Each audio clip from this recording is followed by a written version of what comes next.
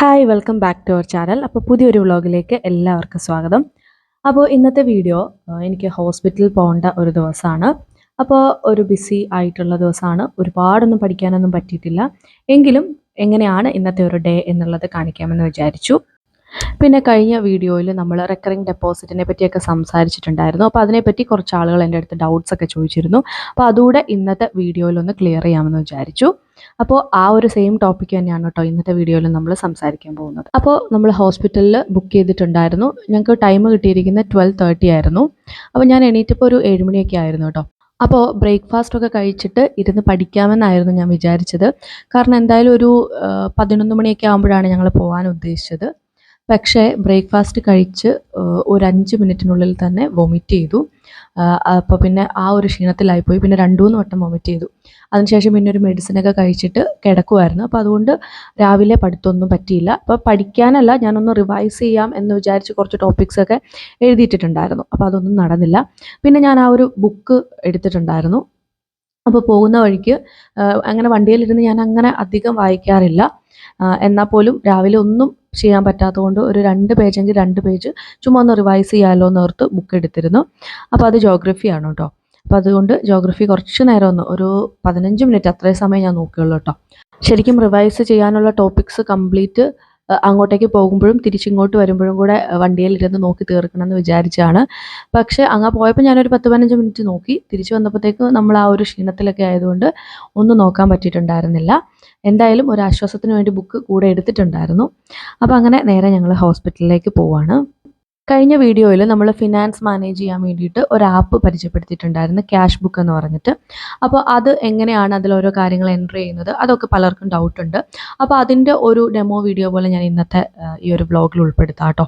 പിന്നെ അത് കൂടാതെ നമ്മുടെ റെക്കറിംഗ് ഡെപ്പോസിറ്റുമായിട്ട് ബന്ധപ്പെട്ട് കുറച്ച് ഡൗട്ടുകളുണ്ട്. അപ്പോൾ അതൊക്കെ ഈ ഒരു വീഡിയോയിൽ പറയാമെന്ന് വിചാരിച്ചു.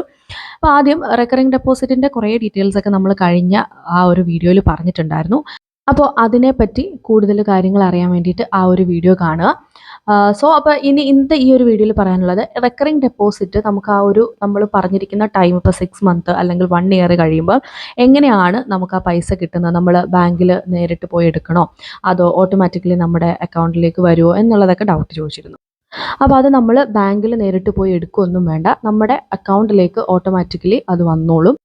ഇപ്പോൾ ഫോർ എക്സാമ്പിൾ നിങ്ങളൊരു 5th ആണ് എല്ലാ മാസവും നിങ്ങളുടെ അക്കൗണ്ടിൽ നിന്ന് ഓട്ടോമാറ്റിക്കലി ഡെബിറ്റ് ആവേണ്ട ഡേറ്റ് കൊടുത്തെന്ന് വിചാരിക്കാം. അങ്ങനെ ഡിസംബർ 5th ആയപ്പോഴത്തേക്കും നിങ്ങൾക്കൊരു 6 മന്ത് തികഞ്ഞെന്ന് വിചാരിക്കാം. അങ്ങനെയാണെങ്കിൽ ജാനുവരി 5th ആവുന്ന സമയത്ത് നമുക്ക് കറക്റ്റായിട്ട് ഈ ഒരു പൈസ നമ്മുടെ അക്കൗണ്ടിലേക്ക് വരും. അപ്പോൾ ഞാൻ പറഞ്ഞല്ലോ, ആദ്യമായിട്ട് ഞാനിത് കൂടിയ സമയത്ത് ബാങ്കിൽ എനിക്ക് വേറൊരു ആവശ്യത്തിന് പോകേണ്ട കാര്യം ഉണ്ടായിരുന്നു. അപ്പോൾ അന്ന് അതുകൊണ്ട് ഞാൻ അങ്ങനെ ബാങ്കിൽ വെച്ച് തന്നെയാണ് റെക്കറിംഗ് ഡെപ്പോസിറ്റിൻ്റെ ഒരു അക്കൗണ്ട് ഓപ്പൺ ചെയ്തത്. പക്ഷേ എനിക്ക് തോന്നുന്നു ഇപ്പോൾ അത് ഇപ്പോൾ യൂണിയൻ ബാങ്ക് ആണെങ്കിൽ വ്യോമം എന്ന് പറയുന്ന ഒരു ആപ്പിലൂടെ നമുക്ക് ചെയ്യാവുന്നതേ ഉള്ളൂ. അപ്പോൾ അതിൻ്റെ മെച്യൂരിറ്റി പീരീഡ് കഴിഞ്ഞപ്പോൾ ആ പൈസ എനിക്ക് നമ്മുടെ അക്കൗണ്ടിലേക്ക് ക്രെഡിറ്റ് ആവുമായിരുന്നു. അതിനുശേഷം പിന്നെ ഞാൻ കൂടിയതൊക്കെ നമ്മുടെ ആപ്പ് വഴി തന്നെയായിരുന്നു ഈ ഒരു റെക്കറിംഗ് ഡെപ്പോസിറ്റിൻ്റെ അക്കൗണ്ട് ഓപ്പൺ ചെയ്തതും. അത് എൻ്റെ അക്കൗണ്ടിലേക്ക് ആ ഒരു പീരീഡ് ഓഫ് ടൈം കഴിഞ്ഞപ്പോൾ ഓട്ടോമാറ്റിക്കലി ക്രെഡിറ്റ് ആയിട്ടുമുണ്ട്. അപ്പോൾ അതിന് നിങ്ങൾ പ്രത്യേകിച്ച് ബാങ്കിലൊന്നും പോകണ്ട, നമ്മുടെ അക്കൗണ്ടിലേക്ക് തന്നെ അത് വന്നോളൂ. ഇനി റെക്കറിംഗ് ഡെപ്പോസിറ്റ് അല്ലാതെ മറ്റൊരു ഓപ്ഷനാണ് നമ്മുടെ എല്ലാവർക്കും അറിയാവുന്ന ഫിക്സഡ് ഡെപ്പോസിറ്റ് എന്ന് പറയുന്നത്. അപ്പോൾ അതെങ്ങനെയാണെന്ന് വെച്ചാൽ, ഇപ്പോൾ ഒരു എമൗണ്ട്, ഇപ്പോൾ ഞാൻ വെറുതെ പറയുകയാണ്, ഒരു 10,000 റുപ്പീസ് നമ്മളൊരു 6 മാസത്തേക്കോ അല്ലെങ്കിൽ ഒരു 1 ഇയറിലേക്കോ ഒക്കെ വേണ്ടിയിട്ട് ഫിക്സഡ് ആയിട്ട് ബാങ്കിൽ ഇടുവാണ്. അപ്പോൾ അതിന് എനിക്ക് തോന്നുന്നു റേറ്റ് ഓഫ് ഇൻട്രസ്റ്റ് നമ്മുടെ റെക്കറിങ്ങിനേക്കാളും കുറച്ചുകൂടെ കൂടുതലുണ്ട്. അപ്പോൾ ആ ഒരു 6 മാസം അല്ലെങ്കിൽ ഒരു വർഷം കഴിയുമ്പോഴത്തേക്ക് നമുക്ക് പിന്നെ ആ ഒരു ഇൻട്രസ്റ്റോട് കൂടിയിട്ട് അത് വിഡ്രോ ചെയ്യാൻ പറ്റും. അപ്പോൾ ഞങ്ങൾ ഹോസ്പിറ്റലിൽ കാണിച്ചിട്ട് തിരിച്ചിറങ്ങുവാണ്. പിന്നെ എനിക്ക് വേറെ സ്കാനോ കാര്യങ്ങളൊന്നും ഇല്ലായിരുന്നു. ഇനിയിപ്പോൾ 2 വീക്സ് കഴിയുമ്പോഴത്തേക്കും വീണ്ടും വരണം. അപ്പോൾ എന്തായാലും ഫുഡൊക്കെ കഴിച്ചിട്ട് വീട്ടിലേക്ക് പോകാമെന്ന് വിചാരിച്ചു. അപ്പോൾ ഇവിടെ കാരിത്താസ് ഹോസ്പിറ്റലിന് തൊട്ടടുത്തായിട്ട് മൂപ്പൻസ് എന്ന് പറഞ്ഞിട്ടൊരു റെസ്റ്റോറൻ്റ് ഉണ്ട്. എനിക്ക് ഭയങ്കര ഇഷ്ടമാണ് അവിടുത്തെ ഫുഡ്, നല്ല ടേസ്റ്റാണ്. അപ്പോൾ ഞാൻ ഇന്ന് കഴിച്ചത് ഫ്രൈഡ് റൈസ് ആയിരുന്നു. അതായത് വെജ് ഫ്രൈഡ് റൈസും ബട്ടർ ചിക്കനുമായിരുന്നു കഴിച്ചത്. കാരണം ഞാൻ പറഞ്ഞല്ലോ, രാവിലെ വോമിറ്റിംഗ് ഉണ്ടായിരുന്നു. അതിനുശേഷം മെഡിസിൻ എടുത്തുകൊണ്ട് ഇനി എന്ത് കഴിച്ചാലും ഛർദ്ദിക്കില്ല എന്നൊരു ഉറപ്പ് എനിക്കുള്ളത് കൊണ്ടാണ് അത് കഴിച്ചത്. പൊതുവേ എനിക്കങ്ങനെ ഇപ്പോൾ എല്ലാവരും പറയുമല്ലോ, പ്രഗ്നൻ്റ് ആകുന്ന സമയത്ത് നമുക്ക് ഒരു പർട്ടിക്കുലർ സാധനം കഴിക്കാൻ ഭയങ്കര ഇഷ്ടമായിരിക്കുന്നു. സത്യം പറഞ്ഞാൽ എനിക്ക് ഇതുവരെ അങ്ങനെ ഒരു എന്താ പറയുക, അങ്ങനെ ഒരു പ്രത്യേക ഒരു ഇഷ്ടം ഒന്നിനോടും തോന്നിയിട്ടില്ല. അതെന്താണെന്ന് എനിക്കറിയില്ല. ഞാൻ നമ്മുടെ നോർമലി എനിക്ക് ചോറൊക്കെ കഴിക്കുന്നതാണ് ഇഷ്ടം. അങ്ങനെ അല്ലാണ്ട് ബിരിയാണി, ഇതേപോലെ ഫ്രൈഡ് റൈസും ഒക്കെ പണ്ടും നമ്മൾ ഇടയ്ക്ക് ഫ്രൈഡ് റൈസും ബിരിയാണിയൊക്കെ ഓർഡർ ചെയ്ത് കഴിക്കും എന്ന് പറഞ്ഞ പോലെ വല്ലപ്പോഴും കഴിക്കും, അത്രയേ ഉള്ളൂ. അല്ലാതെ പ്രഗ്നൻ്റ് ആയതുകൊണ്ട് പ്രത്യേകിച്ച് ഇതിനോടൊന്നും ഒരു താല്പര്യമൊന്നും തോന്നിയിട്ടില്ല. പിന്നെ എന്തായാലും ഞാൻ ഈ ഒരു ഫ്രൈഡ് റൈസ് കഴിക്കാമെന്ന് വിചാരിച്ചു, അങ്ങനെ അത് കഴിച്ചു. അതിനുശേഷം ദേ വീട്ടിലെത്തിയിട്ടുണ്ട്. അപ്പോൾ അങ്ങനെ ഒരു 3:30 ആയി കേട്ടോ ഞങ്ങൾ വീട്ടിലെത്തിയപ്പോൾ. അതിനുശേഷം വന്നിട്ട് ഞാൻ കുറച്ച് തുണി അലക്കാനിട്ടേക്കുവാണ്. ഇനി എനിക്കൊരു ക്ലാസ് ഒക്കെ എടുക്കാനുണ്ട്. പിന്നെ കുറച്ച് പഠിക്കണം എന്നൊക്കെ വിചാരിച്ചായിരുന്നു ഇരുന്നത്. പക്ഷേ ഇനി ആ ക്ലാസ്സും കഴിഞ്ഞ് ട്യൂഷനും ഒക്കെ കഴിഞ്ഞിട്ടേ പഠിക്കാനിരിക്കാൻ പറ്റത്തുള്ളൂ. അപ്പോൾ ഞാനിത് എന്തായാലും അലക്കാനിട്ടിട്ട് കുറച്ച് സമയം ഒന്ന് കിടന്നു കേട്ടോ. ഒരു അരമണിക്കൂർ വെറുതെ ഒന്ന് ഉറങ്ങിയൊന്നുമില്ല, ജസ്റ്റ് ഒന്നൊരു റെസ്റ്റ് ആവട്ടെ എന്ന് വിചാരിച്ച് കിടന്നു. അപ്പോൾ ഇനി ഇത് കഴിഞ്ഞിട്ട് എനിക്ക് ചെയ്യാനുള്ള കാര്യങ്ങൾ, എൻട്രിയുടെ ഒരു ക്ലാസ് എടുക്കാനുണ്ട്. അതിൻ്റെ നോട്ടൊക്കെ ഞാൻ ഏകദേശം പ്രിപ്പയർ ചെയ്ത് വെച്ചിട്ടുണ്ട്. അപ്പം ഒരു ക്ലാസ് എടുക്കുന്ന ഒരു 1 അവർ മാത്രം അതിന് പോവുള്ളൂ. പിന്നെ അതിന് ശേഷം ട്യൂഷനുണ്ട്. ഇപ്പം ഞാനിവിടെ വീട്ടിലേക്ക് വന്നതിന് ശേഷം എല്ലാ ദിവസവും ട്യൂഷൻ എടുക്കുന്നുണ്ട്. കാരണം SSLC പരീക്ഷ എഴുതുന്ന കുട്ടികളൊക്കെ ഉണ്ട്. അപ്പോൾ അവർക്ക് മാർച്ചിൽ എക്സാം തുടങ്ങുമല്ലോ. അപ്പോൾ അതിന് മുമ്പ് പോർഷൻസ് ഒക്കെ തീർത്ത് നന്നായിട്ടൊക്കെ ഒന്ന് റിവിഷനൊക്കെ വേണം. അപ്പോൾ ഡെയിലി ട്യൂഷൻ എടുത്തെങ്കിലേ അത് നടക്കുകയുള്ളൂ. അതുകൊണ്ട് ട്യൂഷൻ എടുക്കാനുണ്ട്. അത് കഴിഞ്ഞിട്ടാണ് ഇനി ബാക്കി എൻ്റെ പഠിത്തവും കാര്യങ്ങളൊക്കെ നോക്കുന്നത്. ഓക്കെ, അപ്പം നമ്മൾ റെക്കറിംഗ് ഡെപ്പോസിറ്റിൻ്റെ കുറച്ച് കാര്യങ്ങളൊക്കെ പറഞ്ഞു. പിന്നെ അതല്ലാതെ പൈസ ഇൻവെസ്റ്റ് ചെയ്യുന്ന ഒരു മെത്തേഡാണ് കേട്ടോ ചിട്ടി കൂടുക എന്നുള്ളത്. ചിട്ടിയെ പറ്റിയൊക്കെ ഞാൻ പറയാതെ തന്നെ നിങ്ങൾക്ക് എല്ലാവർക്കും ഒക്കെ തന്നെ അറിയാമായിരിക്കും. അപ്പോൾ എനിക്കും അതിനെപ്പറ്റി ആധികാരികമായി സംസാരിക്കാൻ അങ്ങനെ ഒരുപാട് കാര്യങ്ങളൊന്നും അറിയില്ല. പക്ഷേ ഞാൻ കൂടിയിട്ടുണ്ടായിരുന്നു. ആ ഒരു എക്സ്പീരിയൻസ് വെച്ചുള്ള കാര്യങ്ങൾ ഞാൻ പറയാം. ഞാൻ ചിട്ടി കൂടിയിട്ടുള്ളത് സഹകരണ ബാങ്കിലായിരുന്നു. അപ്പോൾ ആ സമയത്ത് അമ്മ അവിടുത്തെ ബോർഡ് മെമ്പർ ആയിരുന്നു. അപ്പോൾ അമ്മ എന്നെ കൊണ്ട് നിർബന്ധിച്ച് ഒരു ചിട്ടി കൂടിച്ചതാണ് ശരിക്കും പറഞ്ഞാൽ. അപ്പോൾ അത് 2 ലക്ഷത്തിൻ്റെ ഒരു ചിട്ടിയായിരുന്നു. കല്യാണത്തിൻ്റെ സമയത്ത് ആ ചിട്ടി ഞാൻ പിടിച്ചിരുന്നു. ഇപ്പോഴും അതിന് പൈസ അടച്ചുകൊണ്ടിരിക്കുന്നുണ്ട്. ഇനി എനിക്കൊരു 4 മാസം കൂടെ അടച്ചു കഴിഞ്ഞാൽ അത് കംപ്ലീറ്റ് ആവും. അപ്പോൾ ഈ ഒരു റെക്കറിംഗ് ഡെപ്പോസിറ്റും ചിട്ടിയും തമ്മിലുള്ള വ്യത്യാസം എന്ന് പറയുന്നത്, ഇപ്പോൾ നമ്മൾ റെക്കറിംഗ് ആണ് കൂടുന്നെങ്കിൽ നമ്മൾ എല്ലാ മാസവും ഒരു എമൗണ്ട് ഇടുവാണല്ലോ. അത് നമ്മൾ ആ പറഞ്ഞിരിക്കുന്ന ടൈം പീരീഡ്, ഇപ്പോൾ 6 മാസം അല്ലെങ്കിൽ 1 ഇയർ കഴിഞ്ഞ് നമുക്ക് ആ പൈസ കിട്ടത്തുള്ളൂ. അപ്പം നമ്മൾ ഇടുന്ന എമൗണ്ട് അനുസരിച്ചാണല്ലോ ആ പൈസ വരുന്നത്. പക്ഷേ ചിട്ടി എന്ന് പറയുമ്പോൾ ഇപ്പോൾ നമ്മളൊരു 1 ലക്ഷത്തിൻ്റെ ചിട്ടി കൂടുവാണെങ്കിൽ നമ്മൾ ഓരോ മാസം ഇത്ര പൈസ അതിന് വേണ്ടിയിട്ട് അടച്ചു തുടങ്ങുന്നു. അങ്ങനെ പൈസ അടച്ചു തുടങ്ങിയിട്ട് നമുക്കൊരു 4-5 മാസം ആകുമ്പോഴത്തേക്കും ഈ ചിട്ടി പിടിക്കണം എന്ന് വിചാരിക്കാം. ഇപ്പോൾ എന്തെങ്കിലും അത്യാവശ്യം ഒരു കാര്യം വരുമ്പോൾ നമുക്ക് ഈ ചിട്ടി പിടിക്കാം. അപ്പോൾ നമുക്ക് ഇപ്പോൾ 1 ലക്ഷത്തിൻ്റെ ചിട്ടിയാണ് കൂടിയതെങ്കിൽ ഒരു 65,000-70,000 രൂപയൊക്കെ നമുക്ക് ആ പിടിക്കുന്ന സമയത്ത് പൈസ കയ്യിൽ കിട്ടും. ഇനി നമ്മൾ കുറച്ചുകൂടെ ലാസ്റ്റ് ആയിട്ടാണ് ഈ ചിട്ടി പിടിക്കുന്നതെങ്കിൽ, അതായത് ഇപ്പോൾ ഒരു 2 വർഷത്തെ 3 വർഷത്തെയൊക്കെ ചിട്ടിയാണെങ്കിൽ അത്രയും സമയമായിട്ടാണ് പിടിക്കുന്നതെങ്കിൽ കുറച്ചുകൂടെ കൂടുതൽ എമൗണ്ട് കിട്ടും. ഒരു 80,000-85,000 രൂപയൊക്കെ 1 ലക്ഷത്തിൻ്റെ ചിട്ടിയാണ് കിട്ടും. പക്ഷേ ഇതിലുള്ള ഒരു കാര്യം, ഇപ്പം നമ്മൾ ആദ്യം ചിട്ടി പിടിച്ച് നമ്മൾക്ക് കിട്ടിയത് ഒരു 70,000 രൂപയാണെന്ന് വിചാരിക്കുക. ഞാൻ കറക്റ്റ് കണക്കല്ല കേട്ടോ പറയുന്നത്, ഏകദേശം ഒരു അപ്രോക്സിമേറ്റ് കണക്കാണ്. അപ്പോൾ 70,000 രൂപയാണ് നമുക്ക് കിട്ടിയെങ്കിൽ പോലും നമ്മൾ ഈ ചിട്ടി കഴിയുന്ന പീരീഡ് വരെ നമ്മൾ പൈസ അടച്ചുകൊണ്ടേ ഇരിക്കണം. അപ്പോൾ ഏകദേശം ഒരു 95 അല്ലെങ്കിൽ 97 അത്രയും രൂപ നമ്മൾ അടയ്ക്കണം. അതായത് 1 ലക്ഷത്തിൻ്റെ ചിട്ടി നമുക്ക് പിടിച്ചപ്പോൾ നമുക്ക് കിട്ടിയത് 70,000 രൂപയാണെങ്കിൽ നമ്മൾ 1 ലക്ഷം അടുത്ത്, അത്രയും വേണ്ട, 1 ലക്ഷം വേണ്ടി വരില്ല, എന്നാലും ഒരു 95-97 രൂപ എടുത്ത് നമ്മൾ തിരിച്ച് അടയ്ക്കേണ്ടതായിട്ട് വരും. പക്ഷേ ചിട്ടിയും റെക്കറിംഗ് ഡെപ്പോസിറ്റും തമ്മിലുള്ളൊരു വ്യത്യാസം എനിക്ക് തോന്നിയിട്ടുള്ളത്, ഈ പറഞ്ഞ പോലെ നമ്മൾ എന്തെങ്കിലും ഒരു ആവശ്യം കണ്ടിപ്പോൾ ഒരു കല്യാണം അല്ലെങ്കിൽ വേറെ എന്തെങ്കിലും ആവശ്യങ്ങൾക്ക് നമുക്ക് ഒരു 1-2 ലക്ഷം രൂപയൊക്കെ വേണമെങ്കിൽ ഒന്നുകൂടെ നല്ലത് ഒരു ചിട്ടി ചേരുന്നതാണ്. കാരണം നമ്മുടെ ആവശ്യം വരുന്ന സമയത്ത് നമുക്ക് പെട്ടെന്ന് പൈസ കിട്ടുമല്ലോ. ഇപ്പോൾ 2 ലക്ഷം രൂപയുടെയൊക്കെ ചിട്ടി കൂടിയാൽ നമുക്കൊരു 1,70,000 ആ സംതിങ് അത്രയും പൈസ നമുക്ക് കിട്ടും. അപ്പോൾ നമുക്കതൊരു ഹ്യൂജ് എമൗണ്ട് ആയിട്ട് നമ്മുടെ ആ ഒരു സമയത്ത് ഉപയോഗിക്കാനും പറ്റും.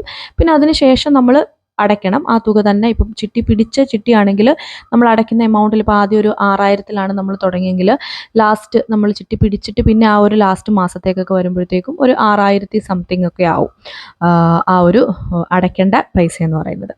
പക്ഷേ ഇപ്പോൾ റെക്കറിംഗ് ആണ് നിങ്ങളുടെ കയ്യിലുള്ളതെങ്കിൽ, അല്ലെങ്കിൽ റെക്കറിംഗ് ആണ് നിങ്ങൾ കൂടിയതെങ്കിൽ, റെക്കറിംഗ് ഡെപ്പോസിറ്റ് എന്ന് പറഞ്ഞാൽ ഞാൻ ഓൾറെഡി പറഞ്ഞല്ലോ, നമ്മൾ മന്ത്ലി ഇടുന്ന ആ ഒരു എമൗണ്ട് നമുക്ക് ആ ഒരു 6 മാസം അല്ലെങ്കിൽ 1 വർഷം കഴിഞ്ഞ് ആ നമ്മൾ ഇടുന്ന എമൗണ്ട് എത്രയാണോ അത്രയും നമുക്ക് തിരിച്ചു കിട്ടുള്ളൂ. അപ്പോൾ വേറൊരു കാര്യം എന്ന് പറയുന്നത്, ഇപ്പോൾ ചിട്ടി കൂടുമ്പോഴത്തേക്ക് നമുക്കൊരു 1 ലക്ഷം രൂപയുടെ ചിട്ടി കൂടിയാൽ നമ്മളൊരു 70-ന് പിടിച്ചാലും ബാക്കി ഒരു കുറച്ച് പൈസയും കൂടെ കൂടുതൽ നമ്മൾ അടയ്ക്കേണ്ടി വരും. വേറെ നമ്മൾ റെക്കറിംഗ് ആണ് കൂടുന്നെങ്കിൽ അങ്ങനെ ഒരു വിഷയമില്ല. അപ്പം നിങ്ങളുടെ ആവശ്യം എന്താണോ അത് അനുസരിച്ച് ഉചിതമായ തീരുമാനങ്ങൾ എടുക്കുക എന്നുള്ളതാണ്. അപ്പോൾ വേറെ ഒരു എന്താ പറയുക, അങ്ങനെ കല്യാണം അങ്ങനെ ഹ്യൂജ് ആയിട്ടുള്ള ഒന്നിനും പൈസ വേണ്ട, ജസ്റ്റ് ഒന്ന് ഡെപ്പോസിറ്റ് ചെയ്യുന്ന ആ ഒരു മെത്തേഡാണ് നിങ്ങൾ നോക്കുന്നതെങ്കിൽ എനിക്ക് തോന്നുന്നു ചിട്ടിയേക്കാൾ നല്ലത് എന്താണ് ഈ ഒരു റെക്കറിങ് തന്നെയാണ്. പിന്നെ അതല്ലാതെ ഞാൻ കേട്ടിട്ടുണ്ട് കേട്ടോ. അതായത് ഈ ചിട്ടി കൂടിയിട്ട് ആ കിട്ടുന്ന പൈസ മീൻസ് ചിട്ടി പിടിച്ചിട്ട് അത് പോയി ഡെപ്പോസിറ്റ് ചെയ്തിട്ട്, അതായത് ഡെപ്പോസിറ്റ് എന്ന് പറയുന്നത് ഫിക്സഡ് ഡെപ്പോസിറ്റ് ബാങ്കിൽ ഇട്ടിട്ട് അതിന് ഇൻട്രസ്റ്റ് വാങ്ങുന്ന അങ്ങനെ ഒരു രീതിയൊക്കെ ഉണ്ട് കേട്ടോ. അതായത് അത് കൂടുതലും ഈ 5 ലക്ഷത്തിൻ്റെ ചിട്ടിയൊക്കെയാണ്. അപ്പോൾ 5 ലക്ഷത്തിൻ്റെ ചിട്ടി പിടിച്ചിട്ട് ഒരു 4.5 ലക്ഷം അല്ലെ 4.25 ലക്ഷം കിട്ടും. അപ്പോൾ അത് നമ്മൾ വേറൊരു ബാങ്കിൽ കൊണ്ട് ഡെപ്പോസിറ്റ് ചെയ്യുമ്പോഴത്തേക്ക് ഫിക്സഡ് ഡെപ്പോസിറ്റ് ആയിട്ട് ഒരു കാലയളവിലേക്ക് ഇടുമ്പോഴത്തേക്ക് നമുക്ക് എന്ത് ചെയ്യും, അതിൻ്റെ ഒരു ഇൻട്രസ്റ്റ് കിട്ടുമല്ലോ. അപ്പോൾ എന്നിട്ട് നമ്മൾ സൈഡിലൂടെ ഈ ചിട്ടി അടച്ചു പോവുകയും ചെയ്യാം. അതിൻ്റെ നമുക്ക് അത്രയും എമൗണ്ടിൻ്റെ ഒരു ഇൻട്രസ്റ്റ് അപ്പുറത്തെ രീതിയിൽ അല്ലെങ്കിൽ അപ്പുറത്തെ ബാങ്കിൽ നിന്ന് വേറൊരു ബാങ്കിൽ നിന്ന് നമുക്ക് കിട്ടുകയും ചെയ്യും. അപ്പം അങ്ങനെയൊക്കെ കുറേ കാര്യങ്ങൾ ഇതിൻ്റെ അകത്തുണ്ട്. ഞാൻ പിന്നെ അതിലേക്കൊന്നും എന്താ പറയുക ഒരുപാട് ആഴ്ന്നിറങ്ങിയിട്ടില്ല. ഇപ്പോൾ ഇതിപ്പോൾ കുഴപ്പമില്ലാത്ത ഒരു ഡെപ്പോസിറ്റ് സ്കീമാണ് ഈ റെക്കറിങ്. അപ്പോൾ അതുകൊണ്ട് തൽക്കാലം ഞാൻ അതിൽ തന്നെ പോവുകയാണ്. മുന്നോട്ട് ഞാൻ ഇങ്ങനെയുള്ള കാര്യങ്ങളൊക്കെ ചെയ്യുവാണെങ്കിൽ ഞാൻ അതിനെപ്പറ്റി വീഡിയോ ചെയ്യാം കേട്ടോ. പിന്നെ ചിട്ടീനെ പറ്റി പറയുമ്പോൾ ഏറ്റവും ഇമ്പോർട്ടൻ്റ് ആയിട്ട് പറയാനുള്ള മറ്റൊരു കാര്യം, നിങ്ങൾ പ്രൈവറ്റ് ആയിട്ടുള്ള ചിട്ടികൾ, അതായത് ആളുകൾ നടത്തുന്ന ചിട്ടികൾ സൂക്ഷിച്ചും കണ്ടും മാത്രം കൂടുക. കാരണം അത് പലപ്പോഴും പൊട്ടിപ്പോവാറുണ്ട്. ഇവിടെ നമുക്കും അങ്ങനെ ഒരു എക്സ്പീരിയൻസ് ഉണ്ട്. ഇവിടെ അച്ഛൻ കുറേ നാളുകൾക്ക് മുമ്പാണ് കേട്ടോ, എനിക്ക് തോന്നുന്നു ഒരു 10 വർഷങ്ങൾക്ക് മുമ്പാണ് ഇതേപോലെ പ്രൈവറ്റ് ആയിട്ട് ഒരാൾ അവരിങ്ങനെ ഏജൻ്റായിട്ട് നടത്തി അങ്ങനെ ഉള്ളൊരു ചിട്ടിയാണ്. അപ്പോൾ നമുക്ക് പരിചയമുള്ളവരായതുകൊണ്ട് വന്ന് ചോദിക്കുമ്പോൾ നമുക്ക് പറ്റില്ല എന്ന് പറയാൻ പറ്റില്ല. അങ്ങനെ കൂടിയ ചിട്ടിയാണ്. പക്ഷെ അത് കുറച്ച് പൈസ അടച്ചിട്ട് ആ ചിട്ടി പൊട്ടിപ്പോയി. നമുക്ക് ആ പൈസ കിട്ടിയിരുന്നില്ല. പിന്നെ നമ്മുടെ ഭാഗ്യത്തിന് നമ്മൾ അധികം പൈസ അടച്ചിട്ടില്ലായിരുന്നു. നമ്മൾ കൂടി കുറച്ച് നാൾ കഴിഞ്ഞിട്ടേ ഉണ്ടായിരുന്നുള്ളൂ. അപ്പോൾ ആ ഒരു സമയത്ത് എനിക്ക് തോന്നുന്നു ഒരു 10,000 സംതിങ് ആണ് നമുക്ക് പോയുള്ളൂ. പക്ഷെ അന്ന് 50,000 60,000, അതായത് 10 വർഷം മുമ്പ് 50,000 60,000 പോയവരും ഉണ്ട്. ഇതുവരെ ആ പൈസ കിട്ടിയിട്ടോ പിന്നെ അതുമായിട്ടൊരു എന്താ പറയുക, അത് വേറെ ഒന്നും നമുക്ക് ലീഗലി ഒന്നും മൂവ് ചെയ്യാനൊന്നുമില്ല. അപ്പോൾ അങ്ങനെ ഒക്കെ സംഭവിക്കാറുണ്ട്. അപ്പോൾ അതുകൊണ്ട് തന്നെ ബാങ്കുകളിലൊക്കെ കൂടുതലും ചിട്ടി കൂടാൻ ശ്രമിക്കുക. പക്ഷേ ഇപ്പോൾ ബാങ്കുകളിലും ചില ഇങ്ങനെ പൈസ ഇല്ലാതെ വരുന്ന അങ്ങനെ ഇഷ്യൂസൊക്കെ ഉണ്ട്. അപ്പോൾ അതൊക്കെ നിങ്ങൾ അന്വേഷിച്ചിട്ട് മാത്രം കൂടുക. നമ്മൾ സേവ് ചെയ്യണം എന്ന് വിചാരിച്ച് നമ്മുടെ കയ്യിലിരിക്കുന്ന പൈസയും കൂടെ കളയുന്ന ഒരു രീതിയിലേക്ക് ആവരുത്. പിന്നെ അടുത്ത ഒരു ഇൻവെസ്റ്റിംഗ് മെത്തേഡാണ് LIC കൂടുക എന്നുള്ളത്. പക്ഷേ എൻ്റെ ഒരു എക്സ്പീരിയൻസ് വെച്ച് പറയുകയാണെങ്കിൽ LIC നമുക്കത്ര ഒരു ബെനഫിറ്റ് ഉള്ള ഒരു ഇൻവെസ്റ്റ്മെൻറ്റ് മെത്തേഡ് അല്ല. പക്ഷെ ഞാൻ കൂടിയിട്ടുണ്ടായിരുന്നു. ഞാൻ ഡിഗ്രി സെക്കൻഡ് ഇയർ മറ്റോ പഠിക്കുന്ന സമയത്ത്, അന്ന് ഞാൻ പറഞ്ഞിട്ടുണ്ടല്ലോ ട്യൂഷൻ എടുത്ത് തുടങ്ങിയിട്ടുണ്ടായിരുന്നു ആ സമയത്തൊക്കെ. അപ്പോൾ നമ്മുടെ ഏറ്റവും അടുത്ത ഒരു ബന്ധു LIC ഏജൻ്റാണ്. അപ്പോൾ ആ ആൻറ്റി എൻ്റെ അടുത്ത് പറഞ്ഞ് ഒത്തിരി നിർബന്ധിച്ച് അങ്ങനെ ഞാൻ കൂടിയ ഒരു LIC പോളിസിയാണ്. പക്ഷെ അന്ന് കൂടിയത് കൊണ്ട് അതൊരു ചെറിയ എമൗണ്ടിൻ്റെ ആയിരുന്നു കേട്ടോ. അതായത് 3 മാസം കൂടുമ്പോൾ 1,500 രൂപ അടയ്ക്കുന്ന രീതിയിലുള്ള ഒരു LIC ആയിരുന്നു. അതിപ്പോഴും ഞാൻ അടച്ചുകൊണ്ടിരിക്കുന്നുണ്ട്. ഇപ്പം 3 മാസം കൂടുമ്പോൾ കുറച്ചുകൂടെ എമൗണ്ട് ആയി, 1,600 സംതിങ് ആയി. അപ്പോൾ അതിൻ്റെയൊക്കെ ഒരു പ്രശ്നം എന്ന് വെച്ചാൽ ഇപ്പം നമുക്ക് അത് 15 വർഷം, ഇപ്പം ഞാൻ എടുത്തിരിക്കുന്ന ആ ഒരു പോളിസി വെച്ചിട്ട് ഞാൻ ഡിഗ്രി സെക്കൻഡ് ഇയർ പഠിക്കുമ്പോൾ കൂടിയതാണ്. അതായത് ഒരു 2016 ഓർ 17 ആ ഒരു സമയത്ത് കൂടിയതാണ്. എന്നിട്ട് ഞാൻ 15 വർഷത്തോളം ഈ ഒരു 3 മാസം കൂടുമ്പോൾ ഈ ഒരു എമൗണ്ട് അടച്ചുകൊണ്ടിരിക്കണം. എന്നിട്ട് എനിക്ക് പൈസ കിട്ടുന്നത് 21ാമത്തെ വർഷം എനിക്കൊരു 1,00,000 രൂപ കിട്ടും. അപ്പോൾ നിങ്ങളൊന്ന് വിചാരിക്കണം, ഈ 21ാമത്തെ വർഷം എന്ന് പറയുമ്പം 1,00,000 രൂപയ്ക്ക് എന്ത് വാല്യൂ ഉണ്ടായിരിക്കും എന്നുള്ളത്. ഇപ്പോൾ തന്നെ നമുക്കറിയാം ഒരു 10 വർഷം മുന്നേ 10,000 രൂപയ്ക്കുള്ള വാല്യൂ ഇപ്പോൾ 10,000 രൂപയ്ക്കില്ല. അപ്പോൾ അതുകൊണ്ട് തന്നെ 21 വർഷം കഴിയുമ്പോഴത്തേക്കും 1,00,000 രൂപയുടെ മൂല്യം അത്രയും കുറവായിരിക്കും. അപ്പോൾ അതാണ് അത്തരം പോളിസികളിലുള്ള ഒരു പ്രശ്നം എന്ന് പറയുന്നത്. പിന്നെ ഞാൻ ഈ കൂടിയിരിക്കുന്ന പോളിസിയിലെ വേറൊരു കുറച്ചൊരു ബെനിഫിറ്റുള്ള ഒരു കാര്യം എന്ന് പറഞ്ഞാൽ 4 വർഷം കൂടുമ്പോൾ ഞാൻ അടച്ച തുകയുടെ ഒരു പകുതി തുക എനിക്ക് കിട്ടും, റിട്ടേൺ ആയിട്ട് കിട്ടും. അതായത് ഞാനിത് തുടങ്ങിയിട്ട് 4 വർഷം കൂടുന്ന സമയത്ത് ഇപ്പം എൻ്റെ ഒരു 24,000 അവിടെ ചെന്നിട്ടുണ്ടെങ്കിൽ എനിക്ക് അതിൻ്റെ ഒരു പകുതി 12,000 എനിക്ക് അക്കൗണ്ടിലേക്ക് 4 വർഷം കൂടുമ്പോഴത്തേക്കും വരും. അപ്പോൾ അങ്ങനെ എനിക്ക് വന്നിട്ടുണ്ടായിരുന്നു.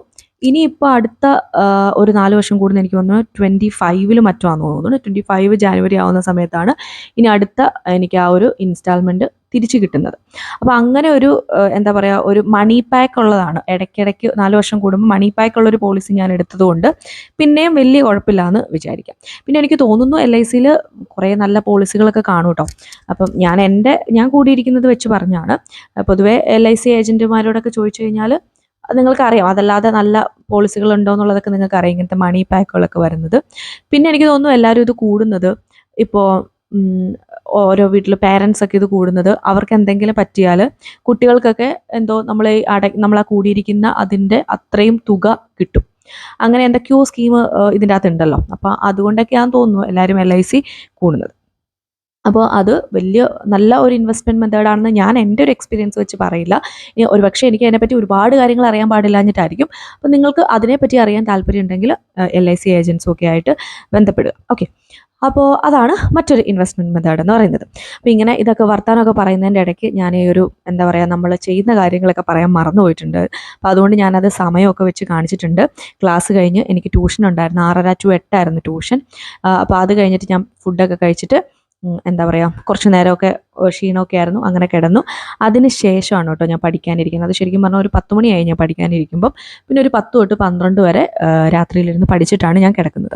അപ്പോൾ ഇനി ഇന്നത്തെ വീഡിയോയിൽ ക്യാഷ് ബുക്ക് എന്ന് പറയുന്ന ആപ്പ് എങ്ങനെയാണ് യൂസ് ചെയ്യുന്നത് എന്നുള്ളതിൻ്റെ ഒരു ഡെമോ കൂടി ഒന്ന് കാണിക്കാം കേട്ടോ.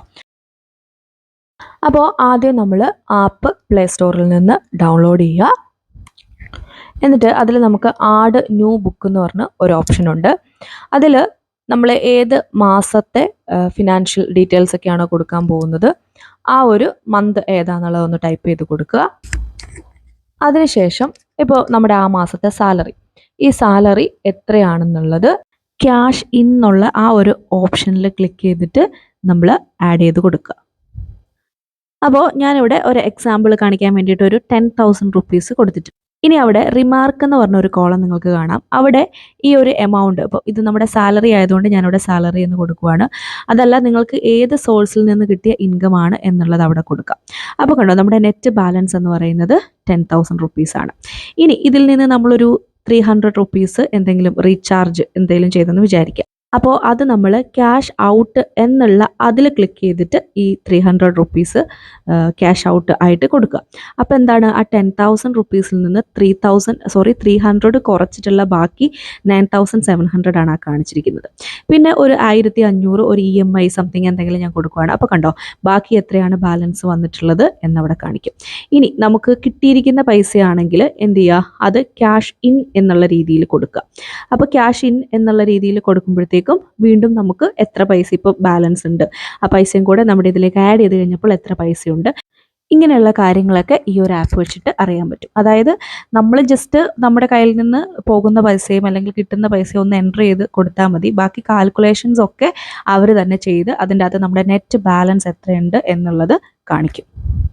ഇനി നമ്മൾ കൊടുത്തിരിക്കുന്ന എൻട്രീസ് ഒക്കെ നമുക്ക് ഈ താഴത്തേക്ക് നോക്കിയാൽ കാണാൻ പറ്റും. പിന്നെ എന്തെങ്കിലും മാറ്റങ്ങളൊക്കെ വരുത്തണമെങ്കിൽ എഡിറ്റ് ചെയ്യണമെങ്കിലൊക്കെ പറ്റുന്നതാണ്. അതിനുശേഷം ഒരു 1 മന്ത് കഴിയുമ്പോഴത്തേക്ക് നമുക്ക് ഇതിൻ്റെ ഈ ഒരു റിപ്പോർട്ട് PDF ആയിട്ട് എടുത്ത് സൂക്ഷിക്കാവുന്നതാണ്. അത് പല രീതിയിലുള്ള PDF എടുക്കാം. ഈ ഓൾ എൻട്രീസ് റിപ്പോർട്ട് എന്നുള്ളതാണ് പൊതുവേ ഞാൻ എടുക്കാറുള്ളത്. അപ്പോൾ നമുക്ക് എല്ലാം കറക്റ്റായിട്ട് കിട്ടും. അതായത് നമ്മൾ ഏത് കാര്യത്തിന് വേണ്ടിയിട്ടാണ് ഉപയോഗിച്ചത്, എത്ര രൂപ അതിന് ഉപയോഗിച്ചു, എത്ര രൂപ നമുക്ക് വന്നു, എങ്ങനെയുള്ള കാര്യങ്ങളൊക്കെ മനസ്സിലാക്കാൻ പറ്റും. അപ്പോൾ പല രീതിയിലുള്ള റിപ്പോർട്ടായിട്ട് ഇതിൽ നിന്ന് കിട്ടും കേട്ടോ. അപ്പോൾ നമുക്ക് ടോട്ടൽ ഇൻ എത്രയാണെന്നുള്ളത്, അതായത് ടോട്ടൽ എമൗണ്ട് നിങ്ങൾക്ക് എത്ര ഈ മാസം കിട്ടിയെന്നും എത്ര നിങ്ങളുടെ കയ്യിൽ നിന്ന് പോയത് അത് മാത്രമാണ് അറിയണമെങ്കിൽ അടുത്തത് വേറൊരു ഓപ്ഷൻ അവിടെ സെലക്ട് ചെയ്യാൻ പറ്റും. അപ്പോൾ അതൊക്കെ പിന്നെ നിങ്ങൾക്ക് നോക്കിയാൽ ക്ലിയർ ആവുന്നതേ ഉള്ളൂ. അപ്പോൾ നമ്മുടെ കഴിഞ്ഞ വീഡിയോയ്ക്ക് ശേഷം ഒരുപാട് പേര് ഈ ഒരു ആപ്പ് എടുത്തെന്നും അവർക്ക് മുമ്പ് ഇതിനെപ്പറ്റിയൊന്നും അറിയില്ലായിരുന്നോ, വളരെ യൂസ്ഫുള്ളായി എന്നുള്ള കാര്യമൊക്കെ പറഞ്ഞു. അപ്പോൾ അതൊക്കെ കേൾക്കുമ്പോൾ സന്തോഷം. പിന്നെ എന്തായാലും കുറേ ഡൗട്ട്സും ഒക്കെ ആൾക്കാർ ചോദിച്ചിരുന്നു. അതുകൊണ്ടാണ് ഞാൻ ഈ ഒരു വ്ലോഗിലും ഇതിൻ്റെ കാര്യങ്ങൾ തന്നെ പറയാമെന്ന് വിചാരിച്ചത്. ഓക്കെ, അപ്പോൾ ഇത്രയും കാര്യങ്ങളൊക്കെയാണ് ഇന്നത്തെ വീഡിയോയിൽ നമുക്ക് പറയാനുള്ളത്.